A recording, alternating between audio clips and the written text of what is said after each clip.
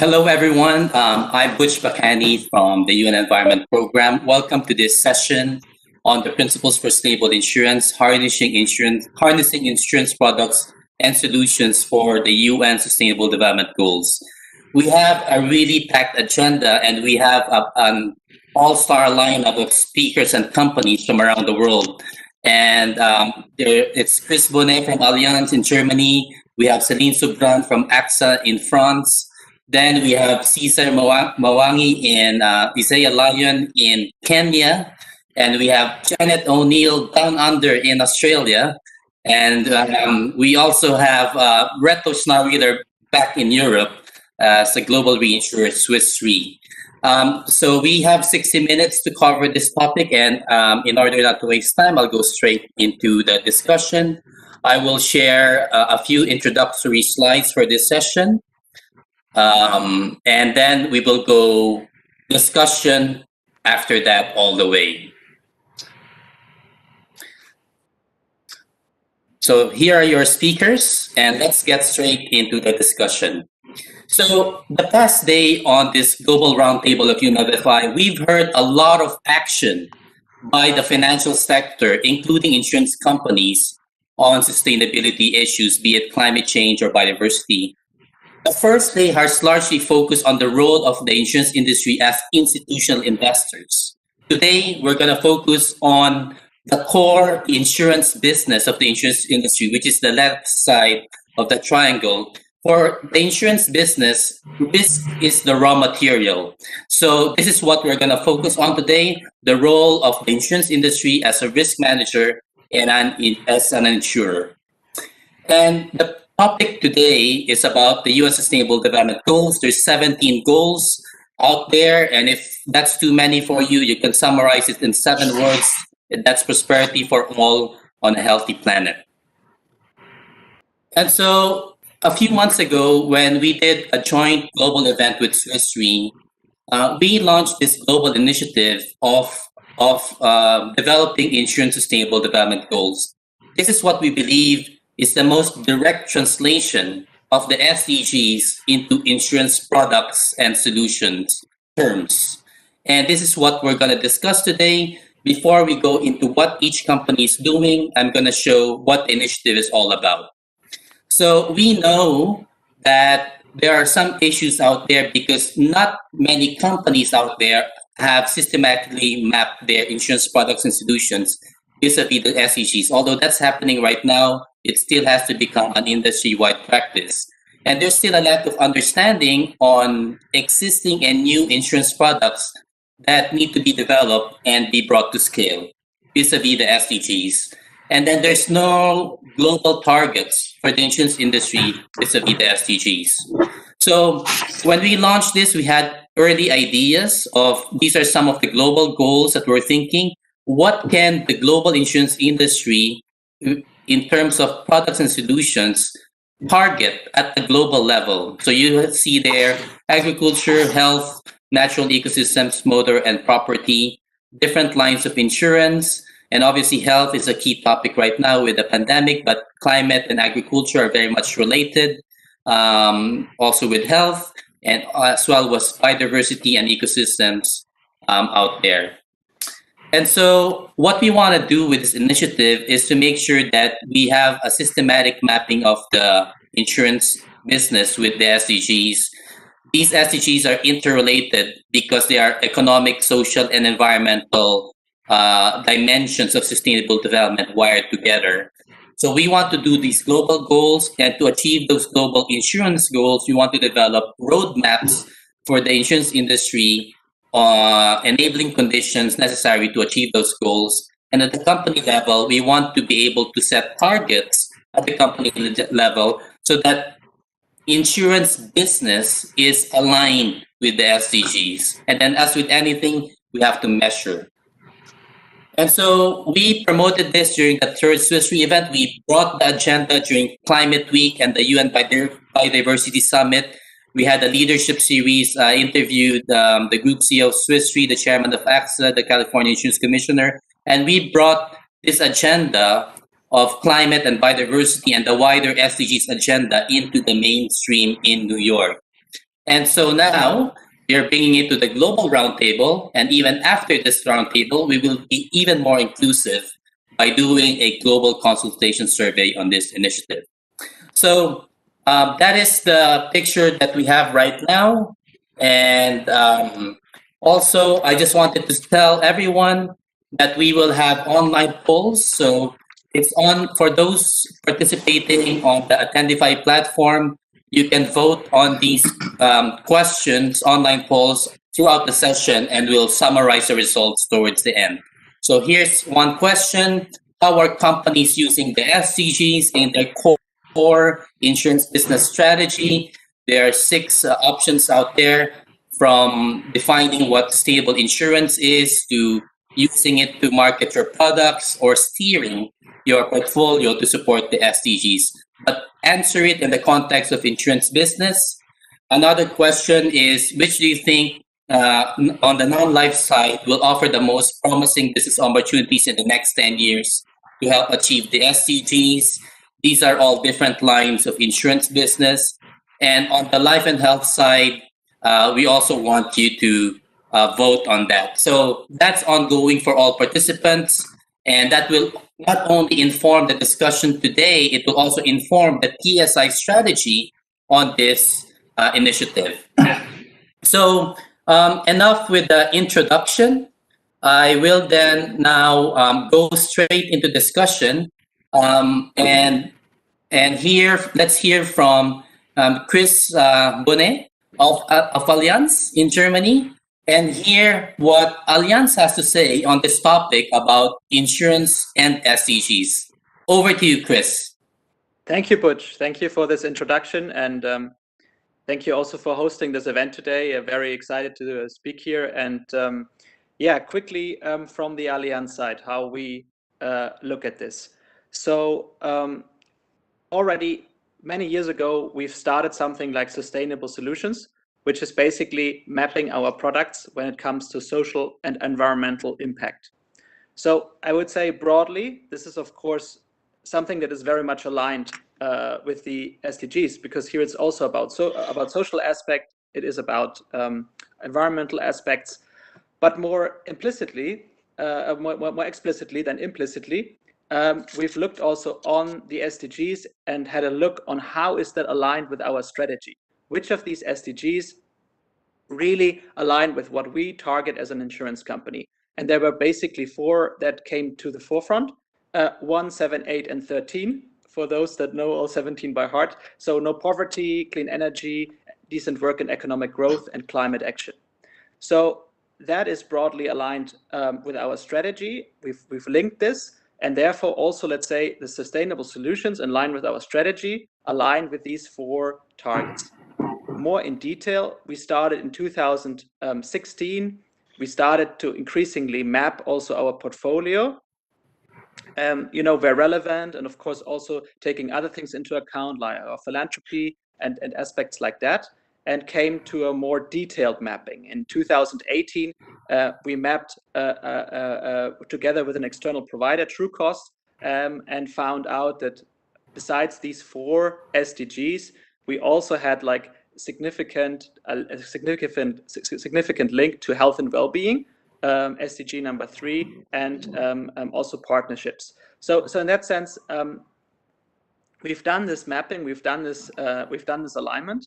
I think that's very useful. I think going forward, thinking about what is the next step, I think the big question for us is where's the additionality? So we can map this. I think for Allianz, we arrived at around 94 in this 2018 pilot, 94%, let's say, alignment of our activities, with our strategy, so to say, with the SDGs, which is giving us a comfortable feeling, right? We're implementing our strategy. But going forward, I think the big question is about additionality. So if we want to really change something and really have an impact, the question is, okay, where do we make an additional impact? That might be something that from a business perspective is not as, let's say, maybe not the business case where someone would say, well, this is what we do to make money, but we would combine it more and say, okay, we do something that still makes business sense, but where we can additionally add something and achieve an SDG, achieve a social or environmental goal. And that is, I think, the big key question for us going forward. Where can we add business that, and just to give you an example, for example, we have a medical cover for people that suffer from diabetes, and there, maybe these people would not get insurance, private insurance to a certain extent, and we try to make that happen. It's maybe not the best business case in the end, but there's something where we can add to health and well-being and make sure these people get cover, right? This is this additionality which might not be in the market as such, but where we can add as an insurer. So for us, this is really the where we stand, and also going forward where our thinking goes. And I think it's a very exciting exercise to align this and take this going forward, because if you want to be a sustainable insurer, and we want to be a leading sustainable insurer, you need this alignment, and you need to somehow map this and steer this and work this topic out for yourself, and of course for the industry going forward. Thank you so much, Chris. I thought that was very interesting. And one can even say, people are talking about alignment. There's already a big agenda about Paris-aligned insurance portfolios. This agenda of the SDGs actually encompasses that and others, right? Given that climate action is part of the SDGs, so it's even a wider agenda than climate. And I think that concept of additionality is very interesting. I just wanted to follow up, Chris. What has been the key challenge for Allianz, in driving this agenda, knowing that you're, focusing on additionality, but that's one thing. The other thing is that what you do may be different from the industry. So the way you measure your progress on this may be different from your peers, like those on the panel today. So what has been the thinking in Allianz about, what are ways to overcome certain challenges within the company to find that additionality and the metrics around it? And also perhaps a bit of the thinking on, your peers and the industry. Yeah, thanks, Butch. I think to answer your two questions, I think the first question I could answer, challenge. The question, of course, is how do you, when you look at your very granular products, in how far do you go in depth, and in how far you actually try to map data out, and in how far does that then make sense to show this alignment, and versus the resources needed, or are you actually thinking about new insurance products to actually foster the change? I think that's one of the key challenges that we are currently trying to figure out for ourselves, where we do put our resources, where we do put our effort. And to answer the second question, I think what we are trying to do, or let's say where we are trying to really let's say put our focus as Allianz is really this broad strategic alignment, then trying to, let's say, map the portfolio, and then of course as a next step trying to think about, okay, where can we add additionally. I think it's like a three-step approach, and I don't want to say this is necessarily very different from others, or is the best way to do it, but I think this is really what characterizes us as a company. Thank you very much, Chris. So let's move to the next chair in our roundtable. So let's move from Germany to France, and for our next speaker is going to be Celine Subran from AXA. Before you speak, Celine, I just want to remind everyone, so if you want to vote on the online polls, you have to click the poll icon on the side of Attendify, and then we will collect votes along the way. So let's get going with AXA. Over to you, Celine. Thanks you, Butch. Happy to be with you today. For us, around the SDGs, I think that we have two keywords. The first word is a focus approach, and the other word is impact. We start to integrate the SDGs approach two years ago into our sustainability strategy. And we adopted a focused approach because considering the materiality of our activities, our business strategy, we defined three strategic pillars for sustainability leadership. The first one is climate change, the second one is health and disease prevention, and the third one is social inequality and inclusion.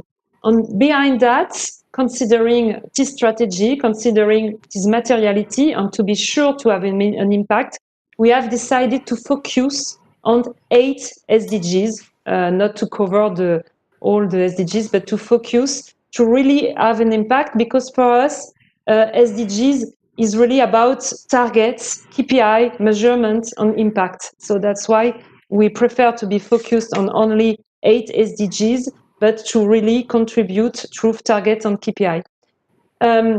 Above that, in the implementation within the business, we have 2 principles. The first principle is do no harm. Because when we stop to invest in coal, or when we stopped the insurance coverage for coal, and we do the same, for example, for tobacco on the health side. So for us, what was important when we made this decision is to not jeopardize stopping some activities in order not to not jeopardize the achievement of these SDGs around health and well-being and around climate. So that was the first principle, and it's always the case. Do not harm by stopping some activities. The second principle is to contribute positively, and to contribute positively by developing business opportunities. And we are in the same idea as the additionality, business opportunities with an additional good impact into the social and the environmental challenges. Just to give you quickly 2 examples, we have a dedicated business unit, AXA Climate, which provide coverage in a lot of countries, the most exposed ones to natural disaster, and we provide insurance coverage in 40 countries for 115 million of beneficiaries against natural disasters, and we help them to mitigate. So that's the first example, and it's in countries where the insurance penetration is only usually at less than 1%. So it's a real effort to develop insurance solution in these countries.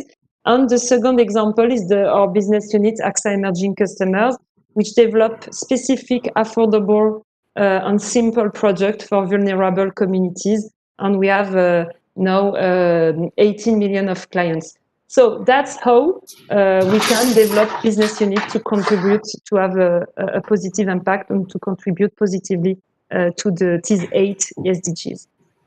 Thank you so much, Celine. I think you have also complemented and built on what Chris from Allianz had said.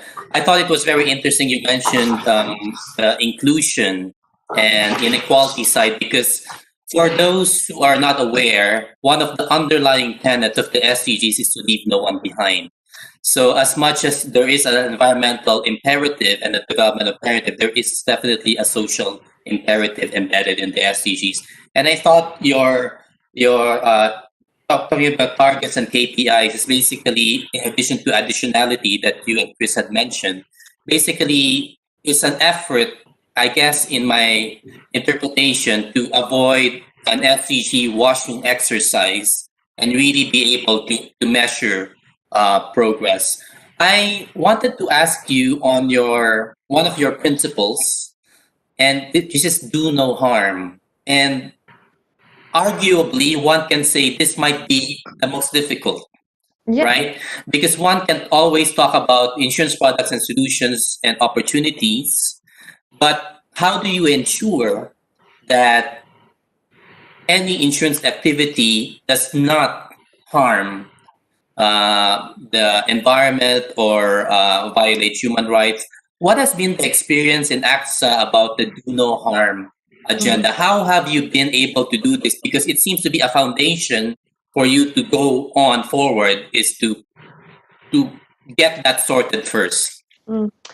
Yes, do no harm, yes, is really one of our principles. Yes, it's very difficult decision to make because it implies to stop some activities. So it's a hard business decision to make.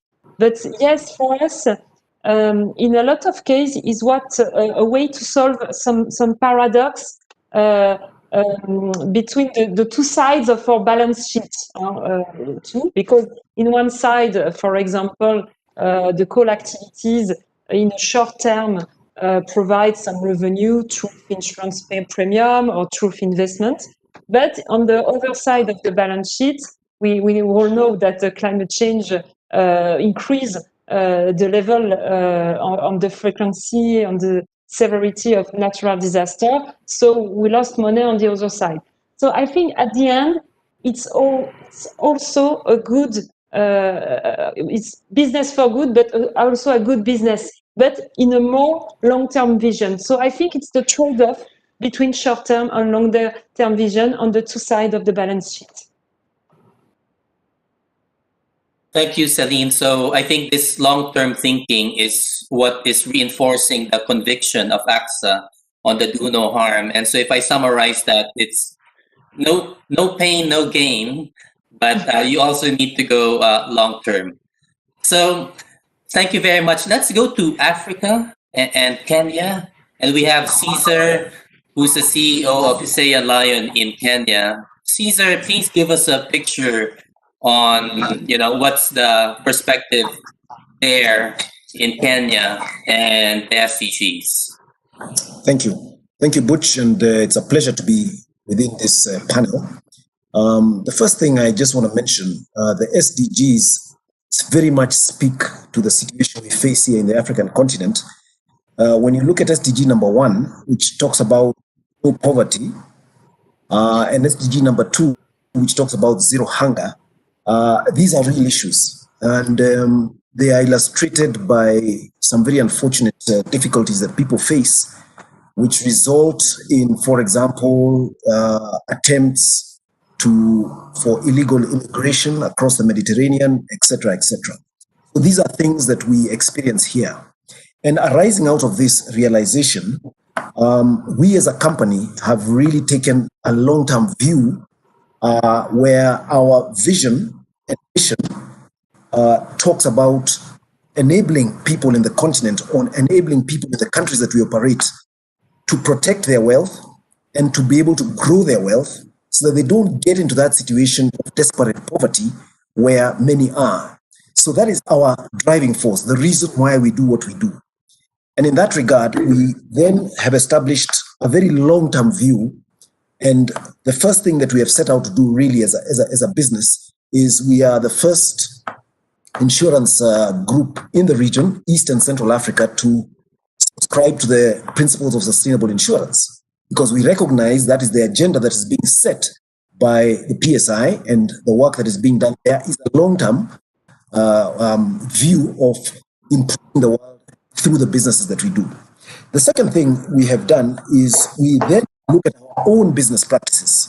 And again, they are linked to that overall challenge I mentioned of poverty and hunger and the challenges that are faced there. And those business practices are stated in our own reporting, where we talk about creating shared value at the core of our business strategy. And that is a stance we have taken. Now, what we are aware of is that there are many businesses in the region, in the continent, which have very short-term views simply because of their low insurance penetration. And therefore, they really literally need to look at their survival and will take on any business and do anything to get that business.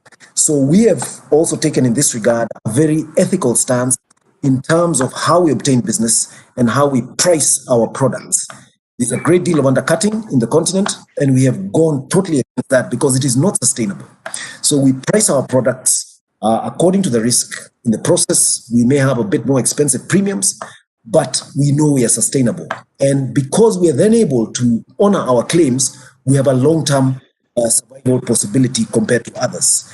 And this, again, when you look at the SDGs, is contributing to reduction of poverty because we have a flourishing business that has a good capital base and is able then to manage the risks that we have to manage for our clients. So we look at it very broadly. And I must admit at this stage that we are still at the initial stages of doing a proper mapping to the SDGs. We have reviewed the SDGs and we know those major SDGs in relation to poverty, hunger, and good health and well-being are some of the areas that we are focused on. We have a huge impact in our country arising out of climate change, especially in the area affecting tourism. You know, we survive a lot on the tourists that are able to come to venues such as the Masai Mara to look at the wildebeest migration. Those are the kind of revenues that enable our people to reduce the poverty levels in many of those rural areas. And we are also ensuring some of the lodges which are heavily affected by flooding. And we are now going to a program of mitigation measures to reduce the effects of flooding, which include some relocations away from the rivers and other measures which will help these people to avoid some of these risks. And because the risks are very huge for us also. And in fact, we've been having huge payouts. So I'd just like to paint this picture overall of our approach in relation to the SDGs. Thank you. Thank you so much, Cesar, for that reality check. I think for those who are unaware, I mean, Africa has the lowest insurance penetration rate. So I think that is already a call to action on financial inclusion and inclusive insurance. But at the same time, Cesar, you were highlighting that market dynamics that you have to deal with in Africa in terms of this is not simply, you can't simply set a goal and not worry about market dynamics, about pricing. And that's very important. But I think, highlighting goals like no poverty and zero hunger is something that is very pertinent in Africa. And if everyone just read the news the other day, the World Food Program won the Nobel Peace Prize for their work, and food security is a big issue in Africa. That's the reason why insurance solutions for agriculture, for example, and smallholder farmers is a big agenda. Cesar, I just wanted to touch on one thing that you mentioned. So most people associate Africa normally with droughts, but in East Africa, where you are, and Tanzania, Ethiopia, Sudan, the floods have increased 5-fold in the last 4 years. How are you dealing with that as an industry with the 5-fold increase in floods? Yes. In fact, this is a really big challenge for us, I must say. Just yesterday, I was speaking with our colleagues in Tanzania, and they told me there was enormous rain happening in Dar es Salaam, rain like they've never seen before in the last so many years. And in fact, as we spoke on the Zoom call, they lost their power and they got disconnected because of that rain. Just a small practical, experience that I had just yesterday. But we as a company have been supporting the tourist industry in this regard. And in fact, we've reached a stage where it has become too much. It is not really sustainable if it continues the way it is continuing. And as I've said, we've now gone into more proactive measures. We are actually now mapping the flood-prone areas in terms of high risk, medium risk, and low risk, and trying to see if we can actually find a way of getting good prices based on data analytics over the past few years. And we're trying to get this data from the meteorology department here to use data to really help us and to help our clients to realize what is happening and the kind of risk that is happening. Now, that is what we are doing, but there are many other insurance companies which say they will not touch that kind of insurance at the end of the day because it just doesn't make sense. We don't have control over it, and yet our objective with a low penetration is to survive. So we have that chicken and egg situation that low penetration means there's unhealthy competition. And because of that unhealthy competition, everyone is trying to grab the little business instead of thinking of how we can collaborate better and think of solutions that will improve the situation and improve the penetration for all of us. So we're in this kind of situation, and I think now we are trying to speak to like-minded insurers to see how we can collaborate on some of these issues. Thank you, Cesar, for putting that on the table, and we will continue that discussion on what we can do in that context with your peer insurers and also the reinsurers. So let's go down under to Australia and hear from Janet O'Neill on what's happening in Australia and the SDGs. Over to you, Janet. Thanks, Butch. I think similar to the PSI process that you outlined on the slides earlier, we have started with mapping, similar to Allianz and AXA and others. So what we did was a fairly detailed review back in 2018, and we looked at our purpose, our vision, our strategic priorities. We looked at our products and our risk services. And we also looked at our investment activity and our community and employee initiatives. So we did a full suite. And from there, we also looked at it from a global level and then tested it at each regional level. So we do have nuances and differences between each of our divisions. Once we'd done that mapping, we did a prioritisation exercise. So we had a scoring system. And through all of the 17 that we mapped, we applied a score from 1 to 4 in terms of relevance and the strength of the alignment between QBE and the goal. And all 17 are relevant to us, but we kind of came out with 5. And we had 5 at a global level that we then tested with every single division and said, does that actually make sense for the division as well? And what we ended up landing on is 5 at a group level, with each division choosing 1 or 2 of them to really focus and drill in on from a product and initiative perspective. So once we'd done that mapping, we then had a bit of an alignment process. So we redid our sustainability framework and really aligned that to our SDG priorities. We also updated all of our impact investment activity and mapped them to the goals and really started to drill in on how do we focus our impact activity to the goals that make the most sense for us. We've also done a lot of work to realign our community investment strategy. And then we started the conversation around their additionality. So rather than just saying, well, these are the products that are already contributing, what could we be doing? So starting to talk about those issues with product innovation teams in each division. And we've still got a long way to go in that space. But I think the most exciting thing was launching our global challenge last year. So we actually went out to all of our employees and said, help us, here's the SDGs. We'd like you to get into groups and put together new solutions that you think would help our customers with an SDG risk or solution. We had 155 different teams submit, and then we had an top 11 and then a top 4, and the top 4 came to our leadership forum in Singapore and did a TEDx-style presentation. So we had a winner, but in the end, we decided to fund all of the top 4, and they're all working through their solutions and coming up with something that we can launch to the market, which is incredibly exciting. And all of those 4 are aligned to our priorities. I think I forgot to mention the 5 that we chose were 1, 5, 8, 11, and 13.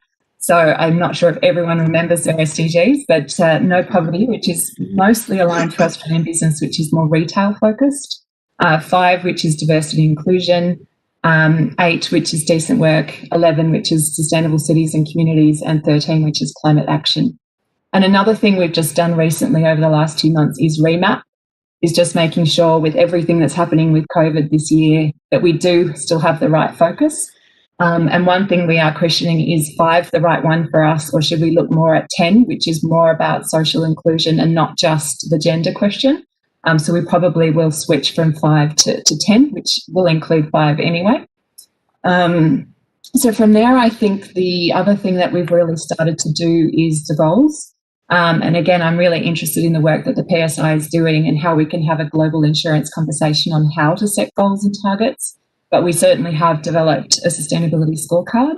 And we have for each of our SDGs, what are the key things that we're trying to work on at QBE? And we're just in the process again of updating that for 2021. And I think sort of standing back from that, another key thing that we've found important is engagement. The SDGs are probably not as well known in Australia as they are in Europe. So really making sure that our employees in Australia and around the world know what the SDGs are. So we've been running a lot of sort of internal 101 sessions. We've been doing sessions with the Business Council for Sustainable Development on the Good Life Goals and actually making them practical and personal. And we've done a lot of alignment of our sustainability champion activity to the goals. So in each division, if there's 1 or 2 goals that we're focused on, we're asking those champions to focus on those. So I think it's been a fantastic 2-year journey so far, 2.5 years now. But there's still a lot more work to do as we progress through the PSI process. Thank you so much, Janet, for those insights. I think it's very interesting, the process that you've gone through at QBE to get to where you are right now. And I know there's still much work to be done, but it seems like you've, I remember we had a chat a couple of years ago, I think from something that was theoretical, it's now become something in practice. I just wanted to check, I mean, that process of engagement in how you're aligning your business with SDGs, I think this is something that sometimes is underappreciated. The fact that this is a very powerful tool to engage your employees and your stakeholders. Has this engagement exercise largely been an internal engagement exercise, or have you started engaging as well with your investors, the regulators, or civil society? Yeah, it definitely has started off with an internal engagement exercise, and I really found it hugely beneficial. So when I first met a whole range of underwriters in my first few months at QBE, I was like, what are you doing on sustainability? And they're like, And then when I actually said, what are you doing on these sustainable development goals? So tell me about mobility, tell me about agri, tell me about what we're doing in climate action. The conversation became a lot more targeted and a lot more real. And I feel like it really started to demystify what we mean by sustainability. So I think it's been a hugely important engagement tool internally. I think as Jeff Summerhays mentioned yesterday, we have been part of the Australian Sustainable Financial Initiative as well. So we have had a lot of discussion on the Sustainable Development Goals as a financial industry in Australia. So talking to regulators and other insurance and banks and investors. I think in our individual investor conversations, some of them are probably more mature than others around the conversations that we're having. But I think overall it has been a useful exercise, and we are starting to do more around aligning our thought leadership and our customer conversations to the SDGs so that we can show, when we're talking about this particular topic or risk service, that we're actually assisting you on this particular SDG as well. Thank you so much, Janet, for those insights. And I just want to remind everyone, thank you for those who have already answered some of the online polls. And so it's on the right-hand side of your screen, and there's a icon there for polls. And hopefully you can share your views along the way. So from Australia, let's go back to the Swiss Alps in Europe. And here we have our global reinsurer on the panel, Reto Schnarwille from Swiss Re. Reto, please share your thoughts. The reinsurance company is core business is to insure insurance companies, and you've heard from insurers around the world. It would be good to hear what Swiss Re has to say. Yeah, maybe let me start by congratulating my other speakers on the panel. I think there's a lot of positive momentum going around. I think a lot of hard work and difficult questions ahead of us, but I think there's already a strong momentum, and I think we can be very proud of that. In Swiss Re, we started, sustainability has been a strong topic for many, many years. And in 2018, we enhanced our group-wide sustainability strategy. And one of the key elements in there is embedding sustainability in everything we do. So it applies on the operational side for our employees and our offices. And for example, in here, most recently, we introduced an internal carbon price, for example, for business travel. So I think we're one of the first financial services companies with a triple-digit carbon price, which we charge our employees there and their cost centers for any sort of business travel based on 2018. So we use a kind of a pre-COVID threshold for that. On the investment side, I think there's also a lot of activity going on. And at Swiss Re, I think we've made a lot of progress by shifting our benchmarks towards ESG. And I think with that, it's fair to say that we fully embraced the ESG criteria in all the portfolios that we manage, which is over $100 billion. So quite substantial. And the result has been very, very encouraging. So actually, if you look at the results and the kind of results volatility and benchmarks, the results has actually been even better than if you compare that with other more traditional type of investments. So I think very positive there. And more recently, on the underwriting side, we also started a mapping exercise. Previously, it was more about avoiding harm. And so we had a sustainability business risk framework for a number of years, with a strong focus on human rights, excluding certain businesses which violate human rights, for example. More recently, in excluding coal business, and now moving towards the most carbon intense oil and gas businesses, which we also want to exclude going forward. So I think also there is a lot going on. But then when it comes to a systematic mapping of what is actually our contribution to the SDGs and to the also on the harm side. So I think we need to look at both dimensions. What's the contribution to the SDGs, but also what may be a potential negative contribution that we have to the SDGs. So we started a mapping exercise quite a long time ago, mapping all our reinsurance portfolios across these dimensions.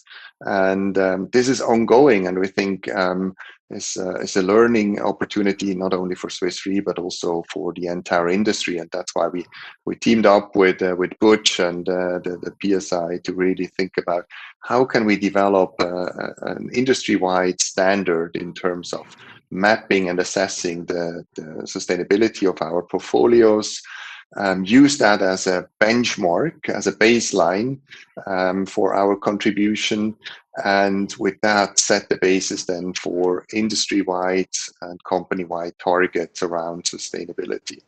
And I think that puts us in a position to not only talk about this more actively, but really set a narrative about the contribution of the insurance industry to sustainability and the SDGs in particular. And I think it's important that we tell that story as an industry before somebody else does that for us. So I think I also see that from a communication and also reputation and angle for the entire industry.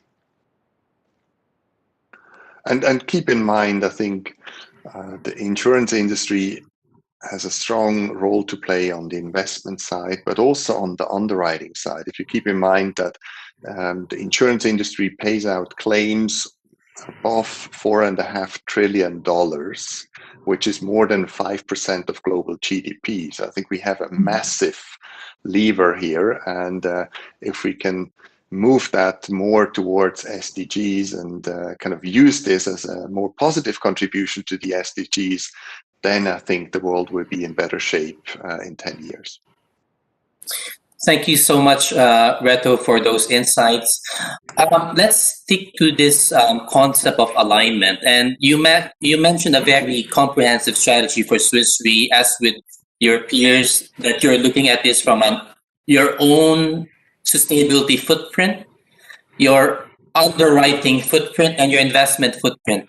How do you make sure that that both sides of the balance sheet are aligned, that what you do on underwriting is aligned with investment and the other way around? Because I guess for those who are looking at this, you want to make sure that the left hand knows what the right hand is doing and the other way. So I think that alignment also has to happen internally, but perhaps you can shed a bit of light on that. Yeah, I think that alignment is important, but it's also very challenging. Obviously, you have different units being involved here across different geographies, so that's a massive task. But I think it's important that we maintain that dialogue and we use similar or even possible the same standards, both on the investing side as well as on the underwriting side. And if you stick to the underwriting side for a moment, ideally we would add sustainability as an additional lens for the underwriter. So whenever he or she sees a piece of business, he gets the usual risk criteria. So what's the profitability of a certain business? What's the volatility? And all these traditional actuarial views. And in addition to that, you would also see the contribution or the harm component to sustainability. And with that, an underwriter can make a really informed decision about is it a good idea to write this piece of business and what terms and conditions?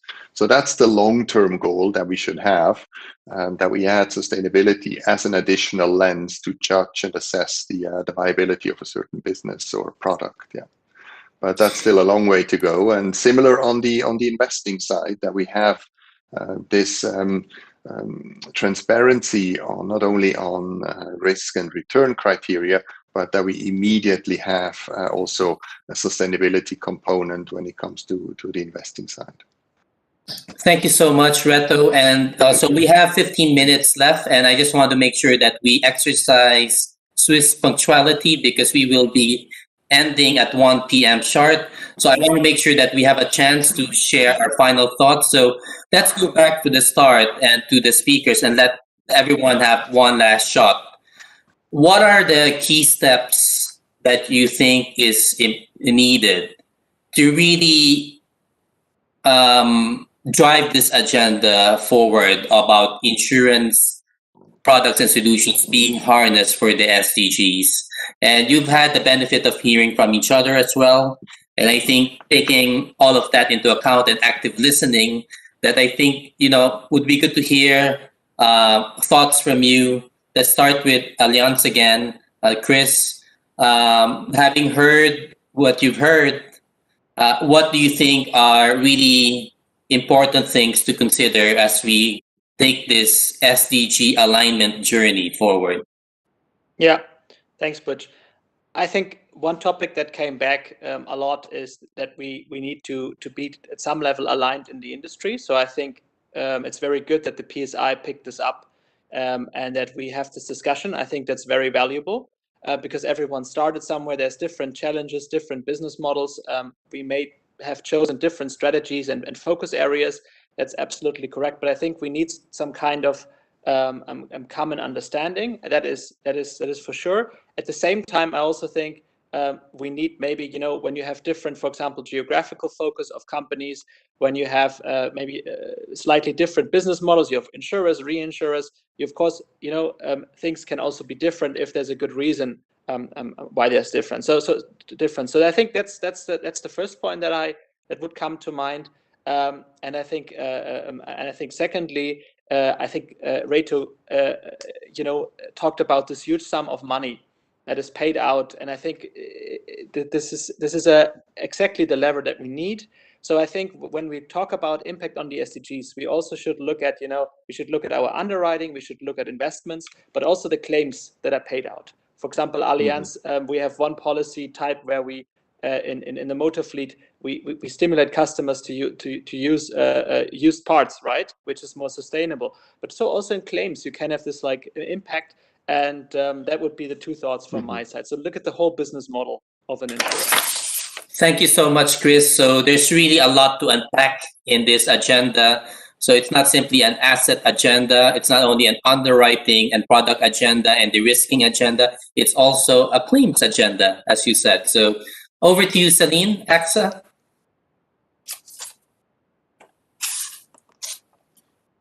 Mute? I was on mute, of course. Perhaps three things I have in mind at the end of this very interesting discussion. The first one is I'm very puzzled when I see a lot of presentation about SDGs. It's not the case in this panel, but we use a little the SDGs like sticker we put on the presentation on the nice fashionable slide. I think that we have to be very cautious with that, but because again, for me, SDGs is about target, KPI, and finally impact. And I see a lot of approach, fluffy approach with just nice stickers. So I want to share that. It's my frustration, my personal frustration.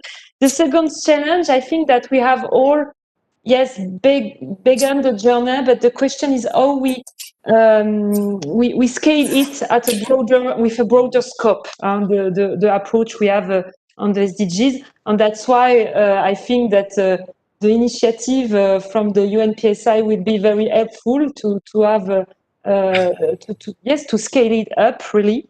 And last but not least, I think that Janet touched this point, but we have a question of notoriety of the SDGs for a large audience and for customers. And I think it will be very useful if we continue to spread what are the SDGs and what are their meaning to a larger audience to really go deeper in the public opinion. Thank you so much, Celine, for that challenge. So I think what you're saying is that if you are using the SDGs, you have to mean it and you need to earn it. So if there's greenwashing, there's also rainbow washing, and we don't want that to happen. So so Celine, you're now our SDG police, right? Make sure that people who are doing some rainbow washing there can really we will report them to Celine. All right? All right. That's good. So in our last 9 minutes, we'll cover Janet, Cesar, and Reto. Janet, over to you.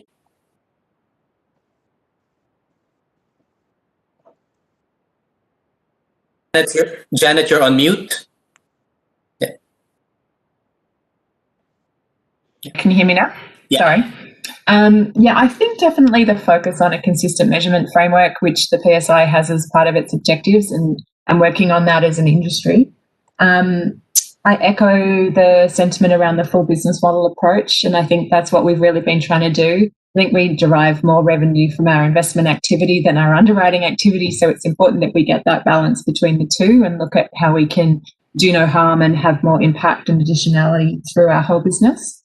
I think also using some of the PSI initiatives that we've already been part of, things like the TCFD, the IUU around fishing, all of those things help us to kind of have a collective approach, which also makes it easier then to talk about how do we measure and ensure we're having an impact.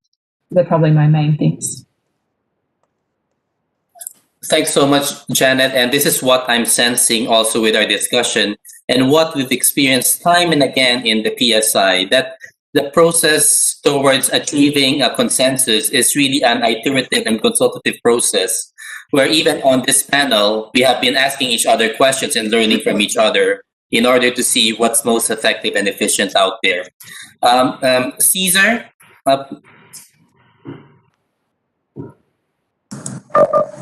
Yeah, thank you, Butch.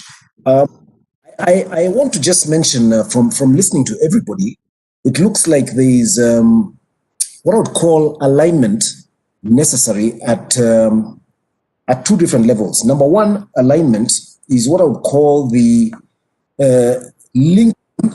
aligning the dominant reality on the ground to specific SDGs, which would then be the priority to focus on. So I think if poverty is the big issue, then we need to map out which main areas that we can alleviate poverty through. And for example, in Africa, for argument's sake, our livelihoods are largely from agriculture, and therefore that is one definite area we need to look at in terms of ensuring that we impact the SDG number 1 and also SDG number 2 on food security, no hunger, zero hunger. So I see that alignment absolutely necessary. It might be geographic specific, and I think that's one area where we focus on, and I think we have an idea around that presently. And the second level of alignment is what I would call the linking of our products and choices in underwriting and investments to those particular SDGs, so that we start influencing our choices towards the impacts of the priorities we've already identified in the first alignment. And from there, some way of measuring outcomes and seeing how we are doing over time, I think this is a path that I see us following. As I said, this is very early days for us, but it's getting clearer as we get involved in more of these engagements as part of the PSI. Yeah, thank you very much. Thank you very much, Cesar, for really highlighting the fact that aspiration should be matched with reality. And I think context is very important. The situation in Europe or Australia or Asia could be very different in Africa, and there could be commonalities as well. So I think this is something that we will build on. We will use diversity as a tool to make sure that we are effective going forward. And I think that alignment also internally has to happen. Like once you've aligned with the environment around you, what is it that you need to do to make those choices? And for our last word, we'll hear it from Reto from Swiss Re. Yeah, I think many of the key elements have already been mentioned. So I would also stress the alignment. I think it's important that we can compare notes within the industry, that we learn from each other, because I think we must not underestimate the complexity of this task, and really mapping the contribution and harm to the SDGs. That's a massive exercise with inherent trade-offs, and so we must not underestimate that complexity. I think second point would be, again, additionality, and being the optimist here. I think the SDGs also provide massive opportunities for the industry, and I think the question is, how do we make sure that we move our products, our new initiatives in the right direction to actually reap these opportunities? Thank you so much, Reto, for those insights, and to everyone in the group. So I think we've picked up more in this discussion in our mini roundtable on the PSI and the SDGs, and we will make that roundtable bigger and more inclusive as we go along. And so I just wanted to remind, hopefully for all participants, that this session has been useful for you in terms of understanding the levers of the insurance industry. Yesterday, we heard a lot the investment clout of insurers as institutional investors. Today, we're going to unpack. We've unpacked this in this session. In the next session on Life and Health, the role of the insurance industry as risk managers and insurers. And this is for us the triple role that we really want to harness for sustainable development. So, parting shot to everyone who are looking at engaging with the insurance industry. All insurers are investors, but not all investors are insurers. And so here, the agenda of insurers as risk managers, insurers and investors give us, while it is challenging, it also, if on the flip side, it gives us a tremendous opportunity to harness that influence for the SDGs. And true to form, we have been punctual like the Swiss, and so punctual in a way that we didn't end too early. It's also a waste of time if we finish too early, but we are giving you back 3 minutes of your time to do other things and enjoy your coffee. Thank you so much to all of you, and we will continue this journey, and thank you to all our panelists from around the world. Thank you and have a good day. Thank you, Butch. Bye-bye.